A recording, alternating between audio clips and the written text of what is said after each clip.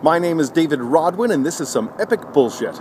So recently, when I told friends that I'd sprained my ankle, they all groaned and said, yeah, at a certain age, that kind of thing just starts happening. But this has actually been happening my entire life. It's not about getting old. And to verify this, I made a catalog of my most embarrassing sports-related accidents. Let's start with second grade. I loved baseball. I played baseball anywhere, anytime, any place. I even played it when I didn't have anyone to play with. One time my brother wasn't around and I still wanted to have a catch, so I took my mitt and my ball and I went outside into the backyard and I threw the ball up and I caught it. And I threw the ball up and I caught it. And I threw the ball up and I missed it. Right in the eye. Hurt like a mother, and I had the most amazing huge shiner right here. Right here. Got purple and blue and disgusting, and the best part, the part my mom was most happy about, it was my school pictures the very next week.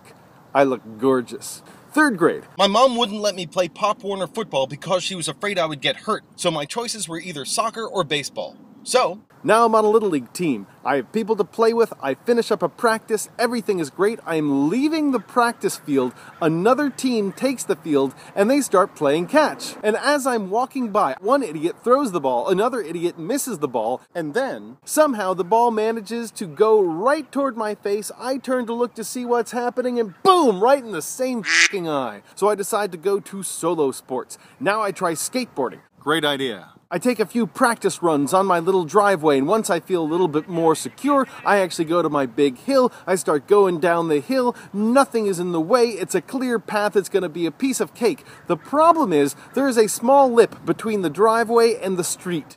Now, I never noticed this lip before on my bicycle, because on a bike the wheels are so big and soft that you just sort of roll right over it, you don't feel the bump. But I was riding one of these. Because of that, I hit the lip and I immediately fly in the air, and I put my hands in front of me to try and protect myself, and I land right on my forearms with gravel going straight up into my skin. I do not skateboard ever again. Fifth grade, I decide to try out a sport where even if you fall, you're not going to hurt yourself. That's right, I start diving. But I don't just choose diving, I actually get recruited for diving. Why? They only wanted me because I had a penis.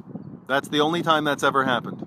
You see, I was not a talented diver, not by any stretch of the imagination. However, there were so few male divers that as long as I showed up, I was guaranteed a third place, and that meant an extra point for my team. And the girls on the diving team were all beautiful, and they were in bathing suits, and it was fifth grade. So I wanted to impress them, so I learned how to do an inward dive. It's a death-defying dive with a higher degree of difficulty. You face the back of the board, you're on your toes, you jump up and back, and you tilt your head toward the board. The board is right here, you are moving your head toward it, inches away, in a death-defying feat, and then your face hits the water first. Really cool if you can pull it off. But this was the first time I was ever going to try it at a meet. I'm a little bit scared, everyone's watching me. Before I actually get into the pool, I just dip my toe in to see how cold the water is. I'm thinking about my dive and how exactly I'm going to do it and how I'm going to impress all the girls. And then I slip on the edge of the pool, I fall in, hit my chin right on the side, blood starts going everywhere, I fall back in, lifeguards have to dive in, drag me out, and it's a mess. In sixth grade, I decide to go back to group sports. Maybe there won't be quite so much attention placed upon just me. I even take a protected position. I'm the goalie. If you touch the goalie in any way, you can get a yellow card or you might even get thrown out of the game. It's like I have a force field around me. But one time, all of my defense left me, and there was a breakaway guy from the other team came straight up, and it was me and him. No defense anywhere. Mano a mano. And he's dribbling the ball so far ahead of him, so fast. I run toward it, I jump, I dive, and amazingly, I get the ball before he gets to it. However, he had just prepared to kick.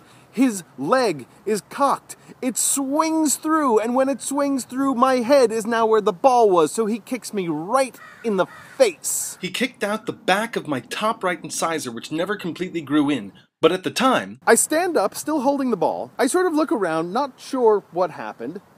And then I very promptly drop the ball and fall over, unconscious. And then The guy kicked the ball into the goal, they counted the score, they didn't even give him a yellow card for roughing the goalie. When I wake up, all the colors of the world seem twisted up. Blues or reds, orange or pinks, and for about 2 days I could not see the proper colors. My optic nerve was so freaking jarred. So in 7th grade I decided to return to solo sports, a sport where I cannot get kicked in the face.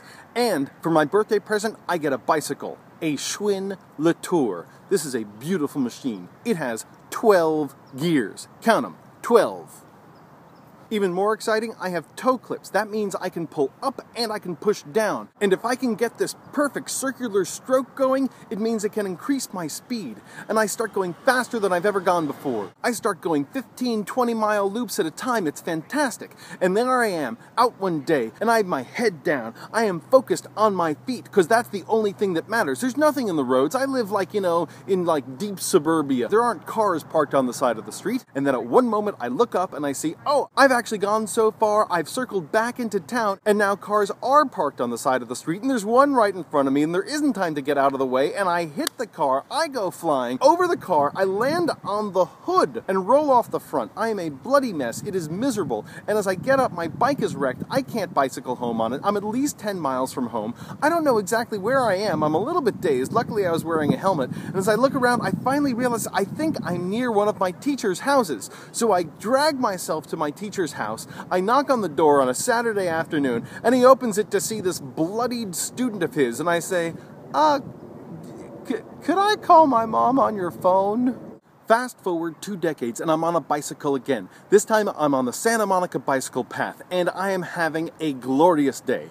Most of my days in Los Angeles are not very much fun, but for once I'm outside in nature enjoying myself, and for a brief moment not meditating on what a failure I feel like most of the time. And as I'm riding along, once again with the toe clips, the seat to my bicycle falls off while I am riding. I fall backwards, the bike goes forwards, and my foot is still in the toe clip. It cranks around and snaps my tibia and fibula in half. And that's a short catalog of my most embarrassing sports-related injuries. My name is David Rodwin, and this was some epic bullshit. Bicycle, bicycle, bicycle. I want to ride my